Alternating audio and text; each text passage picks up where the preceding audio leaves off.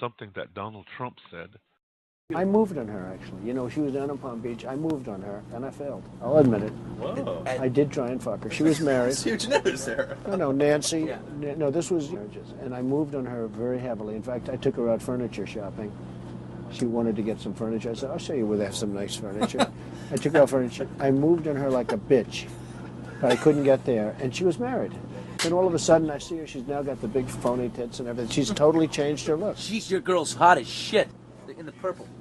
Whoa! Yes! Whoa! Yes, the Donald has scored! Whoa! Oh, my man! Wait, you gotta look at me when you get out. You're like, Set this up. That is very. Will you give me the thumbs Look up? at you. You are a. You gotta put the thumbs up. You gotta get the thumbs up. Can't be too happy. Else off first? Yeah, let me. It's very You funny. gotta give me the thumbs up. All right, you and I will walk there. Oh my god. Maybe it's a different one. Better not be the publicist. No, it's her. Yeah, that's her with the gold. I gotta use some Tic Tacs just in case I start kissing her. You know, I'm automatically attracted to beautiful. I just start kissing them. It's like a magnet. You just kiss. I don't even wait. And when you're a star, they let you do it. You can do anything. Whatever you want. Grab them by the pussy. Concerning that controversial video that he was in several years ago, where he was talking about, that when he sees a pretty woman, he just goes up there and kisses her without even asking her or anything. He just goes right up and kisses her. And then Donald Trump made the comment that, just grab them by the pussy and they'll do whatever they want for you. When you're a celebrity, they'll do anything for you. See, he made this comment, and of course he tried to apologize for it by saying that's just locker room banter. And I did a show on that last month, and I said, well, what makes locker room banter okay? Since when is locker room banter okay? It's not okay. It's not okay to talk about women like that in any situation. That's disrespectful, no matter what. Even in the locker room, just because it's in a locker room and there's only men there, that does not mean it's okay to talk like that. Because there are athletes who do that. I mean, not all athletes talk like that, but there are athletes who do talk like that in the locker room. And the thing is, it doesn't stay there. When they go out of the locker room, this is the way they see women. Yeah, this is the way guys see women. And in the Western world, people see this as normal, but it's not normal. Yeah, it is absolutely not normal.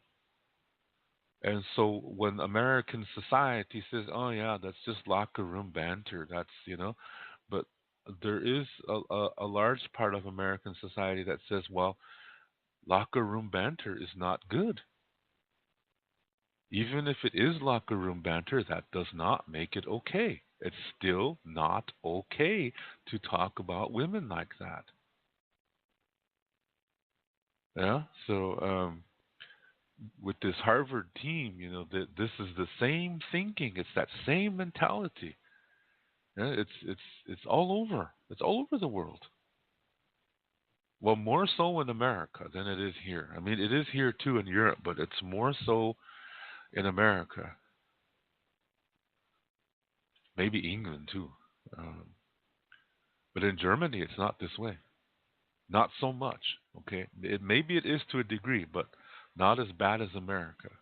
For example, when I first moved here to Berlin, I joined a gym. Forgot what it was called now because they changed their name. But back when I first joined it, it was called something fitness. I forgot now, but now they changed their name. But anyway, I bought a year contract with this thing just to try it out, and I was shocked. Yeah, there is a men's locker room to dress. I mean, to change clothes. Yeah, and there's a women's locker room. However, these two areas connect.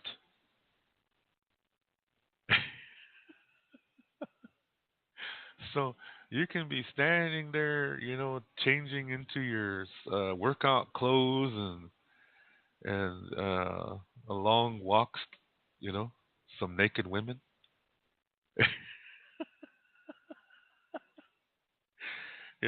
going to the sauna because there's a sauna that connects both.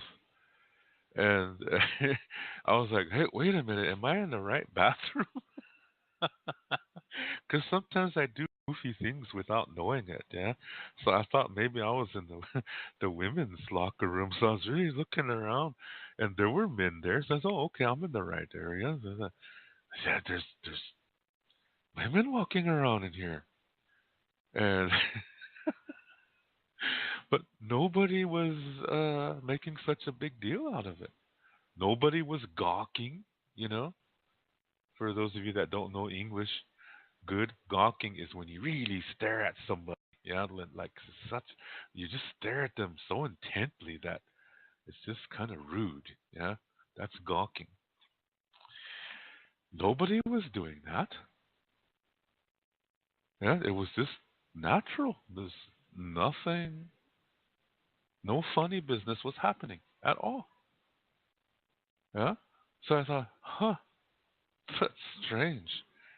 Oh, you'd never see that in America. Yeah.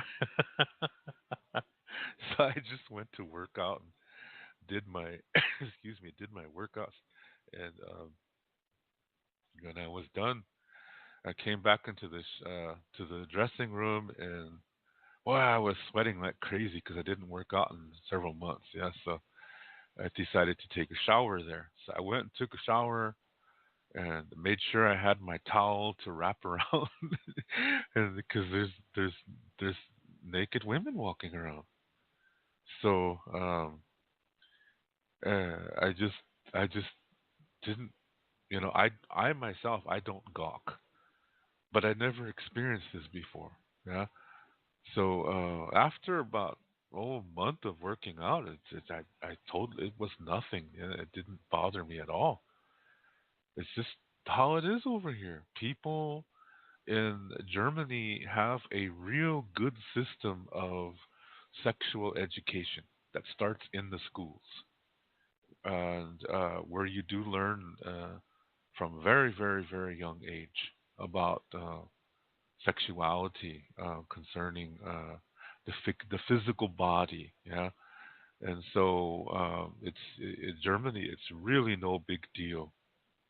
Um, it's there's no taboo about that. Yeah, because in America, the churches say, "Oh, you talk about that at home, not in the schools, but at home, and cover this up and cover that up." And when you do that, you're automatically creating temptation. Yeah, automatically. But in Germany, it's not this way. In Germany, children learn very early about their bodies, and as a result, they have more respect for their bodies, and they have, and since this is taught at a young age, it's normal. So when you go to certain beaches in Germany, you see entire families uh, in the nude, and it's nothing. There's no sexual tension. There's no gawking because everybody knows what the private parts look like, and it's not such a big deal. So when there's no taboo, there's no discomfort, there's no stress, there's no um, what do you call it? The crime rate, the sexual crime rate is not as high as America. When you have open and honest communication concerning sexuality, sexual education, you turn out pretty cool actually. You have more respect for each other. And so this is why you don't see these kind of sexual crimes happening very often in Germany, like you do in America. Okay, so it's really a different atmosphere. That's the one thing I really like about this country is that it is very it's not such a big deal. Yeah. So they talk about it, and children are learning these things, and it's a part of life. Yeah, they really have a good sexual education system over here in Germany. I really like that. And so, you can go to a park and you'll see people in the nude tanning themselves, and it's no big deal. Shit, if that was America, people would be masturbating in the trees, and or maybe even raping that lady. Yeah, but in here it's not that way. There's no tension, next to no tension. I like that. It's really a relaxed atmosphere. So I got used to that. That's something that I adapted to. So it is to me, it's nothing when I go to a beach where there's nothing but nude people. It doesn't bother me, not at all. It's those kind of beaches are the most relaxed beaches. Yeah, they're the most relaxed beaches, and people don't care what they because when you go to normal beaches, people are always you know flexing their muscles, and it's a fashion show, and very superficial people, and those beaches I don't like. Yeah, so I don't go to those ones. Yeah, I go to the beaches where you're accepted for who you are, and those are the nude beaches. Yeah, people they don't care. Yeah, they I mean they respect each other. Yeah, and there's no sexual tension. It's very relaxed, very calm. It's a nice energy.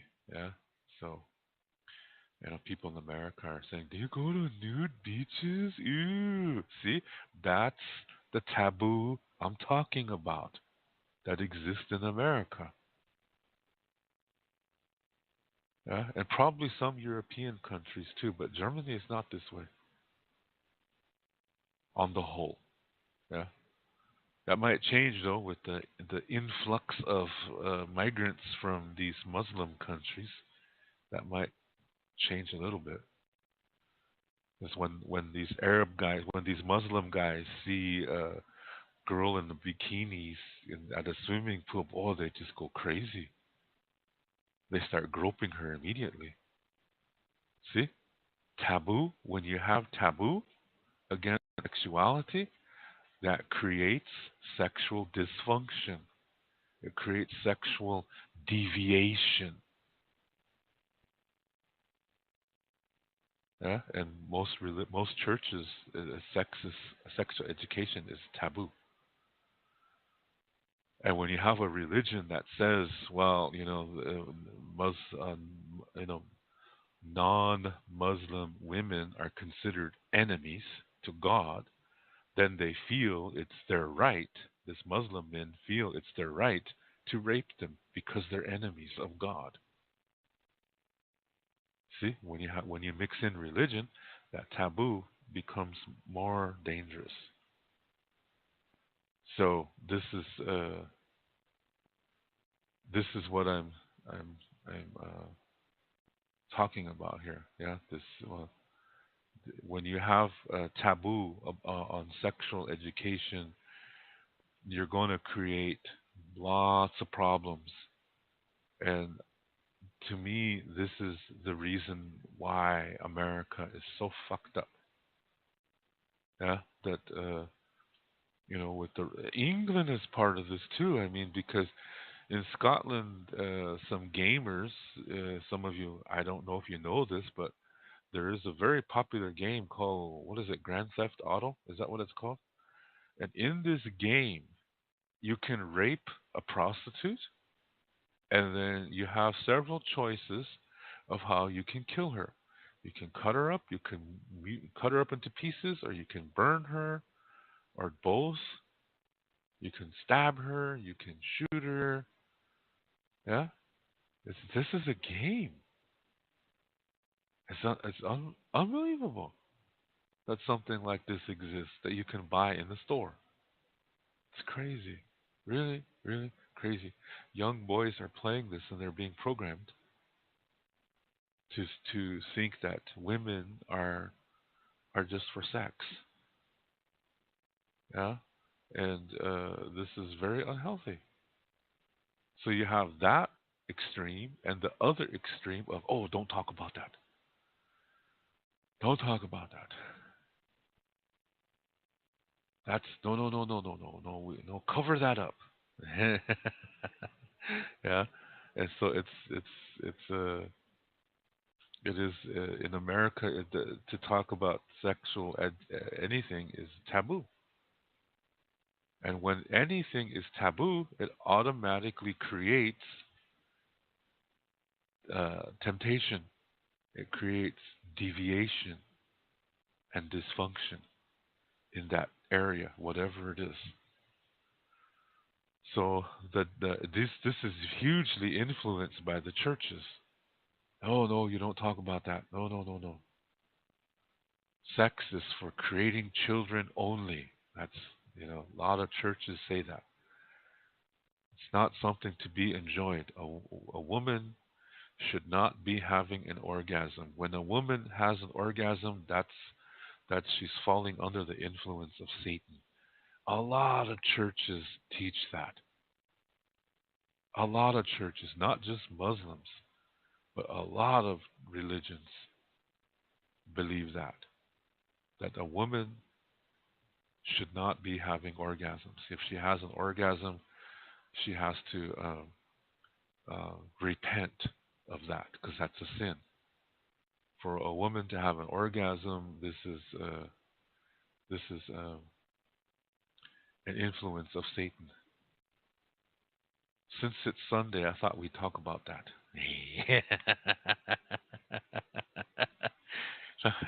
Talk about the sinful nature of orgasm. But that's typical American mentality, though. Yeah. So this is and then you can go too far in that too. Yeah. Even if you do talk about it, you can get too far. You can go the other extreme, uh, and where it leads to sexual addiction, and that's not healthy either. Yeah. See, that's the tendency in America is to go to one to everything is seen as having two components, and you choose the side that you like, and once you make that choice, the more you are believing that, the more extreme you become. Yeah? And when you see everything in only groups of two, this is called duality. And you choose one as your side, the side that you like, and you say that's good, and the other side is evil. See, that's the creation of good versus evil. That's something that man creates. Nature does not have good versus evil. Yeah? In nature, we have difficulty, but this is not bad. Difficulty is a time of learning. And this process includes doing something uh, constructive to release the emotion in a healthy way. And then that opens you to your mind so you can start learning from it and make the best out of it. And that results in knowledge, wisdom, and peace. And those are blessings. So in nature, difficulty is not a bad thing. Same thing with negativity. Negativity is not a bad thing. Yeah, the universe is created on positive, negative, and neutrality, and positive things that act negative, and negative things that act positive, and something that is the complete opposite of all of that. This all works together to create the universe. And that's how we're here. So, how can negativity be bad? You see what I mean? How can negativity be a bad thing? In nature, negativity is a part of a bigger picture that creates the reality that we live in. So if you only focus on positive, see again, this is the tendency to just see things as negative and positive. So people will say, well, if it's not negative, then it must be positive, and vice versa. They only see things in two components, and they choose positive as good. They define it as good, and define negative as bad. Nature doesn't do that, so why should we?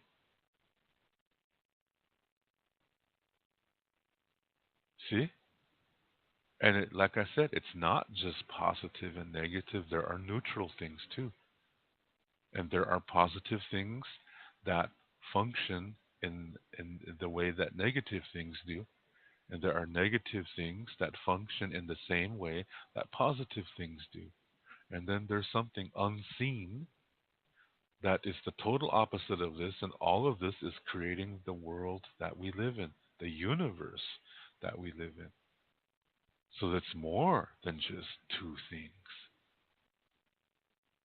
So when man says there's only positive and negative, this is man's attempt to manipulate and control reality.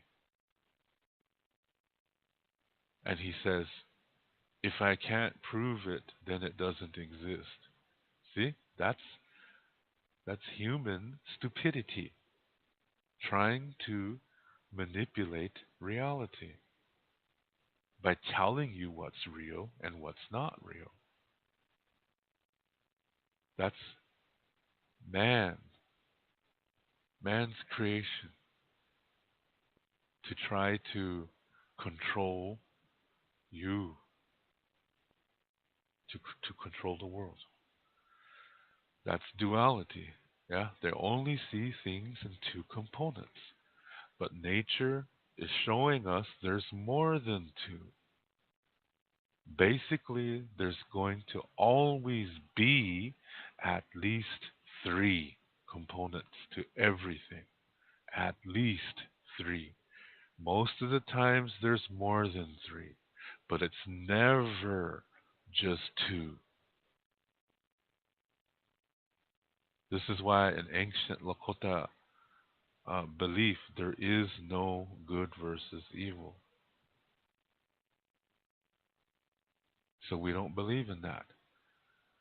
And the whole idea of God versus Satan and demons against angels and heaven against hell, these are all man-made concepts to try to reinforce their creation of duality. And all of this is designed to control people. And they get you to believe this by several ways. One of them is they try to get you all emotional, to only focus on one emotion. So they say things like happiness is we should always be trying to be happy, focus on positive. See, they're trying to force you to only hang on to one side, where they split everything into two sides, and they say this is the good side, this is positive, this is good, this is happiness, this is what we should live for. So just focus on positive, happy thoughts, and your life will be good. That's their promise, but that does not work. So when something goes wrong, they blame you and say, well, you didn't focus strong enough. They'll say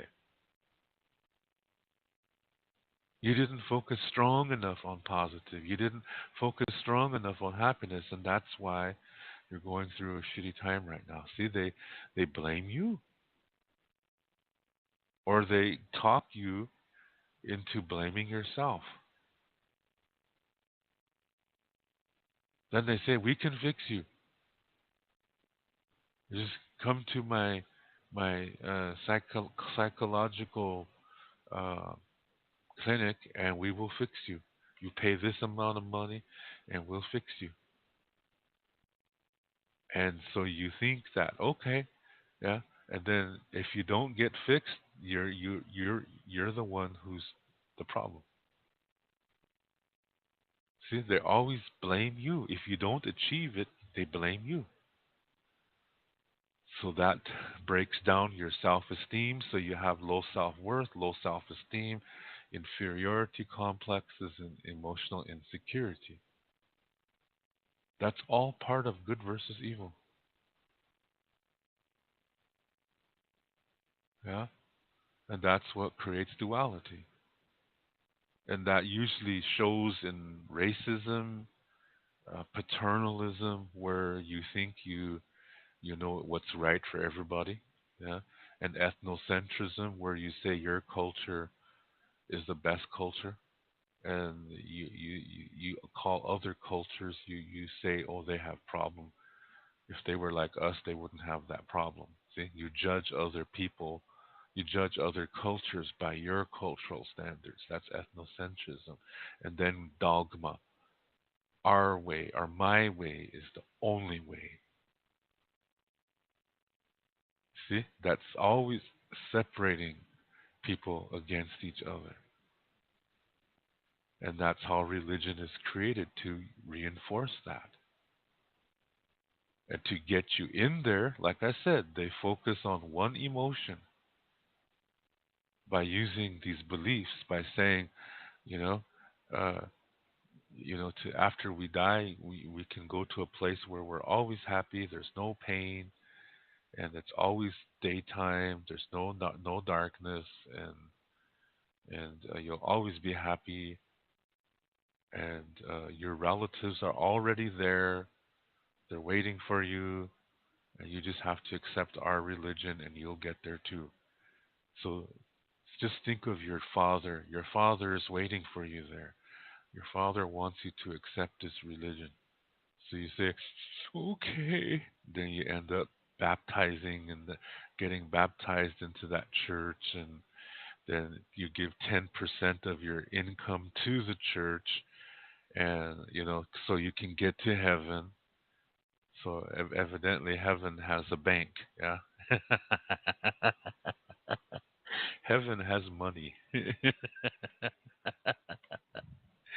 Hey, crackers, that's crazy thinking, but people fall for it because they get intoxicated in that emotion. That's an appeal to authority fallacy. This is something that lawyers use. It's something that used car salesmen use. It's something that cult leaders use. And it's something that terrorists also use. It's the same thing. Yeah, it's the same concept. It's to control you. This is not love. And it's this same thinking that says, don't talk about sex. That sex is only for to have babies. That's the only reason for sex. We should not be enjoying sex. That the sole purpose for sex is to create children. Then they that they make that part of their belief system, saying that our God says this. And so if you enjoy sex, then you are falling under the temptation of Satan. So you must repent and offer a dove to the priest so he can burn it, and your sin will be forgiven and you'll be clean and never do it again. Crazy. Poor dove, yeah. Dove was just sitting there and Somebody grabbed him, and next thing you know, he's being set on fire. What I do?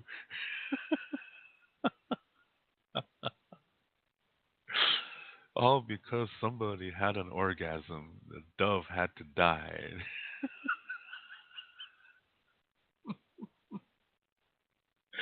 Do you understand that song title to that Prince song called When Doves Cry? That's what it's talking about. You see what I mean? Most people they never got that song title. Now you know. Yeah, this is what it has to do with. Prince is a smart guy. Very smart guy. So anyway, this is um the foundation of that, yeah, and that creates, like I said, sexual deviation, sexual dysfunction, sexual addiction. So people look at this concept of sex, and that in duality they split it into two groups, and one group says, "Oh, you don't talk about that. No, you're not supposed to orgasm." Yeah, and part of that group, uh, they become extreme at that, and it leads to temptation. Next thing you know, some of them are raping little boys, little girls, little children, babies, passed out women, girls who are so they get girls really drunk, and then they get them to pass out. Then they bring a bunch of guys in the bedroom, and they all take turns having sex with her. These kind of things have been happening ever since you know ever since duality existed. And with smartphones, people want to have a trophy of it. So they film it. Or they put a camera in a women's shower room and broadcast that on some website IP address, and you just tune into that address and you can watch these women taking showers. All that thinking is coming from that side. And the other side of it is where people say, "Oh yeah, let's talk about sex. Yeah, yeah, yeah, yeah. Let's talk about that." And then they go extreme in it, and then they end up the same way. They become deviant. There's a movie out. Oh, what was the name of this movie? It was this. It's kind of a true story. Um, it is based on um, what do you call it? It is based on on oh, it's a sexual study, a study on sexuality, and they were advertising for people to interview and stuff like that, and about their sexual habits and stuff like that. And one of the persons they interviewed was a total out and out sex addict. And this guy, he had sex with animals. He had sex with horses and cows and sheep and pigs and chickens and snakes, and so you could see he was doing all kinds of things to his body. Yeah, and then he made the he made a comment of you know you, what it feels like when you're having sex with a baby, and that's when they stopped this guy. Yeah, this guy was pervert. Yeah, and he could masturbate and have his orgasm in 5 seconds. He thought that was really amazing. Yeah, and as a result, yeah, there's this. It shows that this the level of deviation when sex is an addiction. So this is all coming from a dualistic thinking, and it's all unhealthy. No matter which side you choose, it's all unhealthy, and that's because that's dualistic. That's not the healthy view. Yeah. So in Germany, it's the approach is completely different. It's talked about very slowly, to young children, to only to the level that they can understand and comprehend it.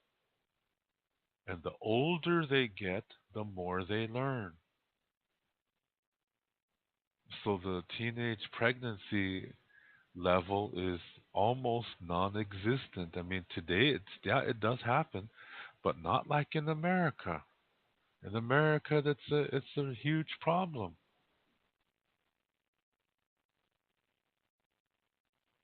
Yeah. So the way Germany approaches this is pretty good. It's really good. There are books on it. They're family books where you slowly teach your children about these things and the naturalness of certain things. That this is not a bad thing, but this is not something you don't just stand on the street and take it out and go at it. Do you know what I mean? That there is a time and place for it. That this is not a bad thing, and you also have to be careful, especially today, because you could get diseases and so forth.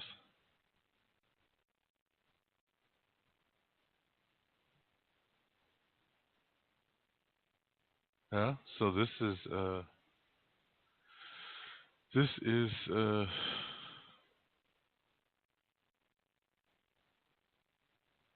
a problem though when it's dualistic. Yeah. When the approach to sexual education is dualistic, then it creates a deviant society, and that's what has become accepted in America, so that people will say, "Oh, that's just locker room banter. That's just locker room talk." Now, there's people from Europe that listen to this show and they don't know what banter means. So let me define that. Banter is just like nonsense talk. Yeah, um, blah blah blah blah. Yeah, banter. It's like playful talk. Yeah, teasing talk. uh, teasing each other, or teasing whatever. People call that banter.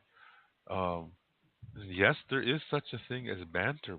This is to have fun, but when it's talking about sexuality, usually it's done to degrade women, and this is also dishonoring women.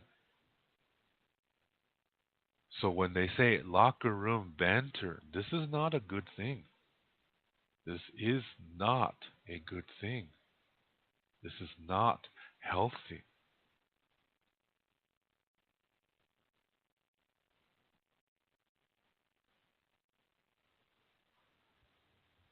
So you have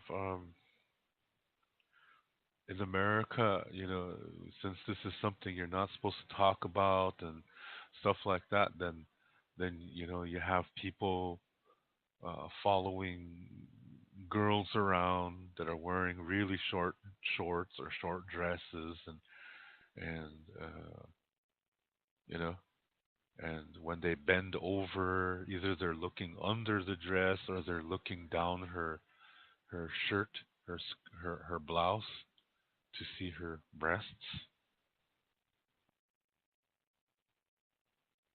take her picture while she's doing that, or videotaping it on their smartphones. See, all these kind of activities are coming from approaching sexual education, sexuality from a dualistic point of view.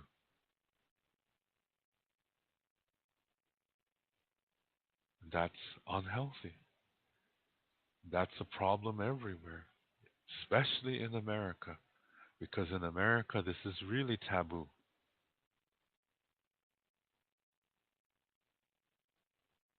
Yeah, and the focus on this kind of thinking, the focus is only on pleasing the self. That the guy is only interested in pleasing himself.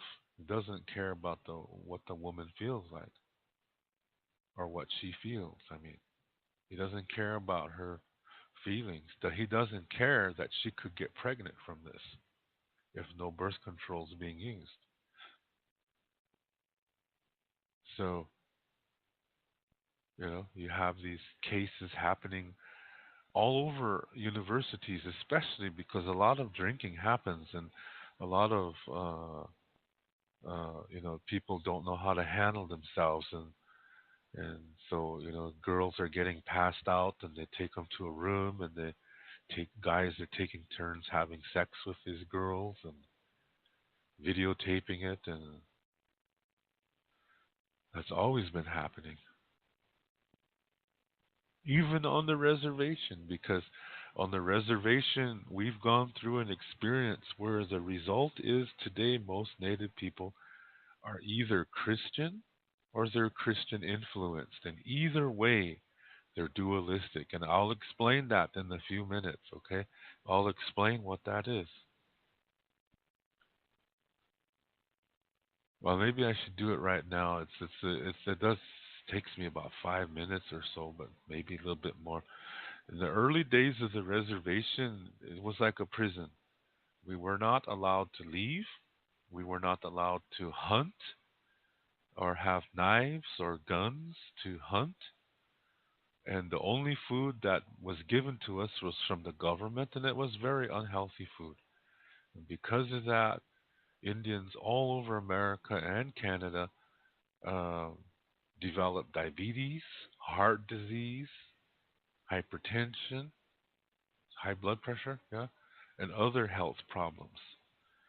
Then the ceremonies and languages were made illegal, yeah, and in Lakota perspective, the self is seen as having four parts: the physical body, the mind, the emotional self, and the soul. So when this was happening, we couldn't eat healthy foods, so we were hit physically. When we couldn't speak our language, we were hit emotionally. When we couldn't do our ceremonies, we were hit spiritually. This leaves one part left: the mind. So, because we were hit in these three areas, we became weak minded. Then the churches came and saw this and took advantage of it and started to, they learned our culture, they learned our language, and then they used it against us by saying, okay, most of your beliefs contradict with the Bible.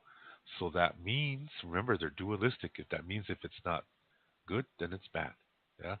So what these priests were saying, most of your beliefs conflict with the Bible. So that means most of your beliefs come from Satan. In our weak minds, we started to accept it.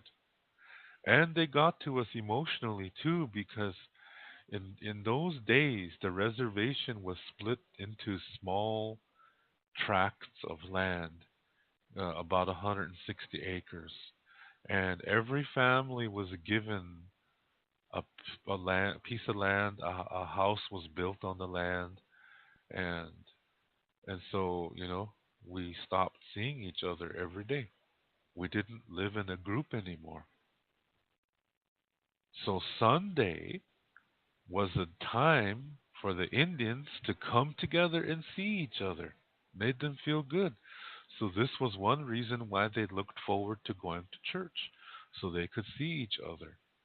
And like I said, in their weak minds, they started to accept what the priests were saying. And the priests changed certain things to fit the Christian way of thinking. For example, the word wakantanka. The priest changed this to mean God, but that's not correct. Wakantanka is not one person. Wakantanka is an organization. There's male beings in there, there's female beings, there's one who's both male and female at the same time, and there's one that has no gender. And there's some animals in there too. That's an organization. That's Wakantanka. Then there's other groups that are also called Wakantanka. And in duality, right away, people want to say, well, which one is better? Which one is good? See, that's how dualistic people think. But that's not how it is. The reason why there is more than one Wakantanka organization is because each group works in a different way. They all achieve the same thing, but they just work in different ways. That's why there's different groups. So there's they're not better than each other. Okay? They just work differently. That's Wakantanka. Well, the Christians are saying, well, that goes against the Bible, so we're going to change that to mean God. So when you go on the reservation today, almost 100% of any Indian people you run into are going to tell you Wakantanka is God. That shows you the success of this brainwashing that happened in the early 1900s. And that shows you that most Indians, they're either Christian or they're Christian influenced. But either way, they're dualistic and they don't see things like the way our ancestors did. Our ancestors did not believe in good versus evil, as I explained earlier. So, because of that, most Indian people are dualistic. And we also have this deviation too today. So, God, I mean, when I was in high school, I mean, my God, I would hear people that I've gone to school with. Every Monday morning they're talking about what they did that weekend. How they got really drunk and they got this one girl and she passed out and they took her someplace and started having taking turns having sex on her. They call this a train. Yeah, we trained her. That's what they say. Oh, did you hear about so and so? Yeah, she got trained this weekend. That's what they would say. This was so common on the reservation. It still happens. See, that shows you, that we are not like our ancestors. We're like everybody else today. And people, you need to realize that because a lot of Europeans, they idolize Native Americans. They think that we're the closest to Mother Earth, and no, we're not. Some of us are, but most of us are not. If most Native people were really close to Mother Earth, this gathering at Cannonball, North Dakota, there would be 100,000 people there. If most Native people were really close to Mother Earth, there would be close to 100,000 people at that gathering at Cannonball, North Dakota against that. Dakota Access Pipeline. It would be huge. I mean, it is big. People say the number fluctuates from 6,000 to 8,000 now. That's really, when you look at all the native people in America, that's just a drop in the bucket. But if we were all really, really connected to the earth, we would sell our houses. We would sell everything to go to Cannonball, North Dakota and stand with the people. But we're not. There are native people who work for these oil companies too. There are Indians on both sides. Where do you think this oil is coming from? That's going through this, that they want to go through the Missouri River north of the Standing Rock Sioux Reservation. Where do you think that oil is coming from? That's coming from another Indian reservation called, what are they called? I know them as the three affiliated tribes. Yeah, Mandan, Hidatsa, Arikara. They found a huge oil, what do you call it, deposits under their land. And so the tribe got on it right away. And so this oil is coming from one tribe and polluting the waters of another tribe. You see that? People think that, oh, it's that goddamn oil company. Well, it's not just them. And this is what I said from the very beginning of this event. Several months ago, I wrote on my Facebook timeline that, yeah, this oil company is a greedy oil company. Yes, that's true. But where's that oil coming from? It's coming from another Indian reservation. My opinion was and still is, what is the stand, the opinion of that tribe in Newtown, North Dakota? That's the name of the tribal headquarters, the three affiliated tribal council. What is their stand on this? Because the oil is coming from them. So you see, there's Indians on the side of the oil companies too. There's a whole tribe on the side of this oil company. You need to focus on that. This is not against this is not a battle of Indians against whites. Because there's an Indian tribe that's with this oil company. And people need to start thinking about that. They don't talk about that, but they need to.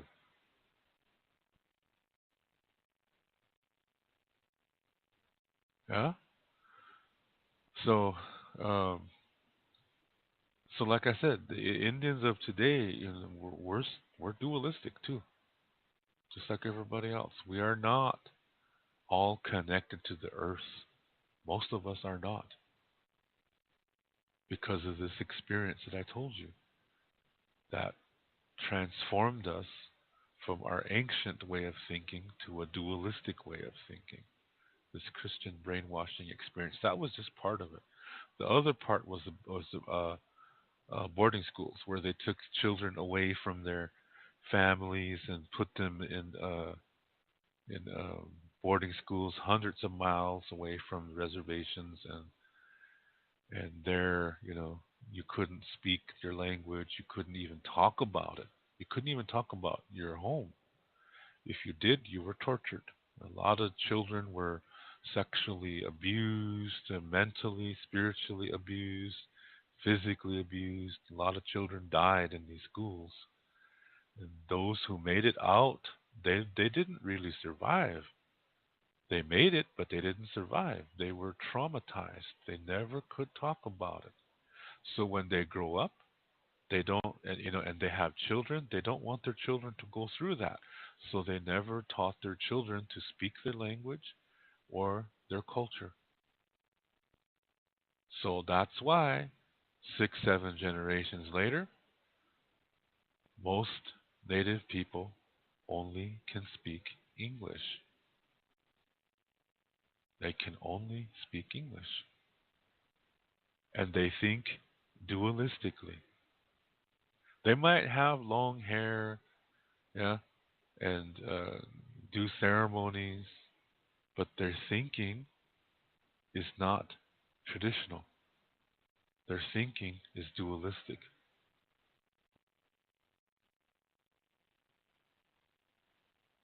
And those extreme dualistic Indians are causing a problem in Cannonball, North Dakota.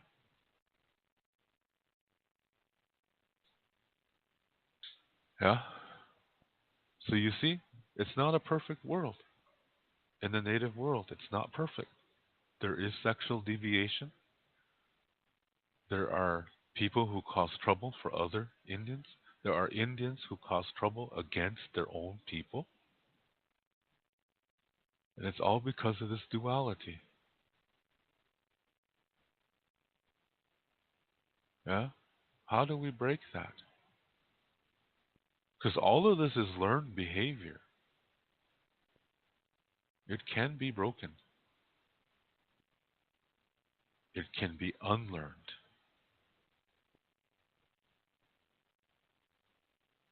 Yeah.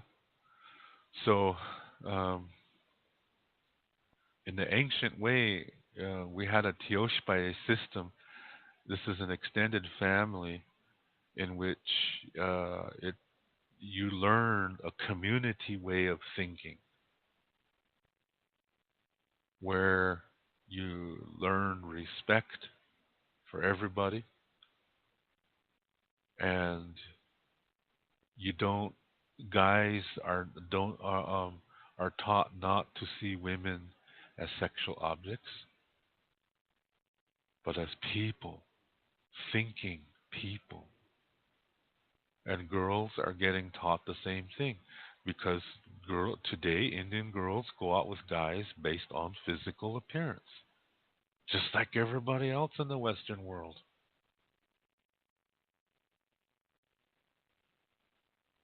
But in the ancient time, that's not how it was. Yes, you were physically attracted, but you went further and you kind of you took the time to find out how good is this man? Can he hunt? Can he provide for a family? Is he a protector? Does he love the people? Does he protect the people? She just doesn't say, is he going to protect me? No. She's going to say, does he protect the people? Does he take care of all the old people and watch out for all the children? See, she's thinking in a community thinking perspective so that their children will become that way too. Yeah? And in this system, uh, your mother and her sisters are all your mothers, and all their partners are your fathers, and all their children are your brothers and sisters. Your mother's brother is your uncles. Their wives are your aunts. Their children are your cousins. That's your mother's side. On your father's side, him and his brothers are your other fathers, and their wives are your other mothers, and their children are your other brothers and sisters. Your father's sisters are your aunts, and their husbands are your uncles, and their children are your other cousins. So you got a lot of mothers and fathers on both sides of the family, and they're all taking care of all the children. When you have a talent, they discover that, and then there's a society for each talent. And so the older ones, they recognize that you have the same talent, and they take you in and show you how to develop it. and become responsible. And you see that you're contributing to the success of the group. And you see that everybody's important. And part of this process, you learn to respect each other. And as a boy, you see that women are not just sex toys. So there's more respect between the genders.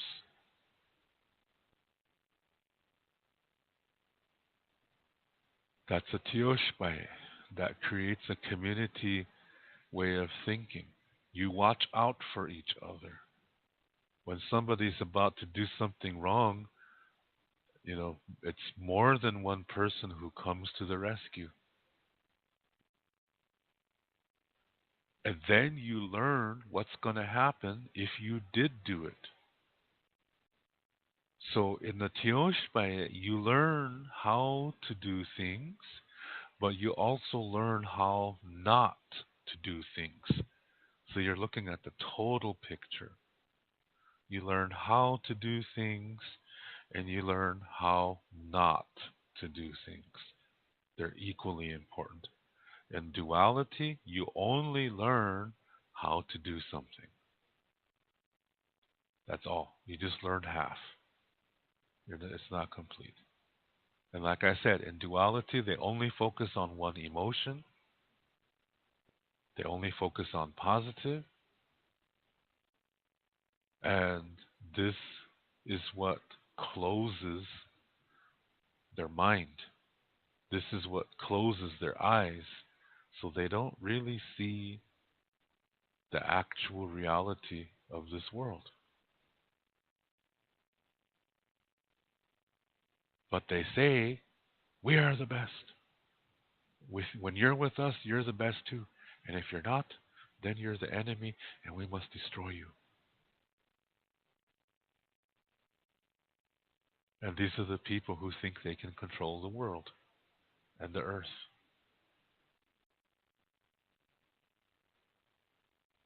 They're not playing with the full deck of cards. They're close minded. That's duality.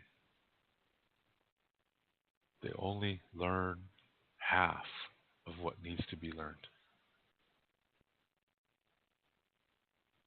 And that's the problem. So, like I said, that's a learned behavior that can be unlearned. And my personal belief is that the way to unlearn it is to reestablish this Tioshpai concept. It existed in many parts in this world. Different cultures just have different names for it. But in a Tioshpai, there is no religion. There are ceremonies, but there's no religion.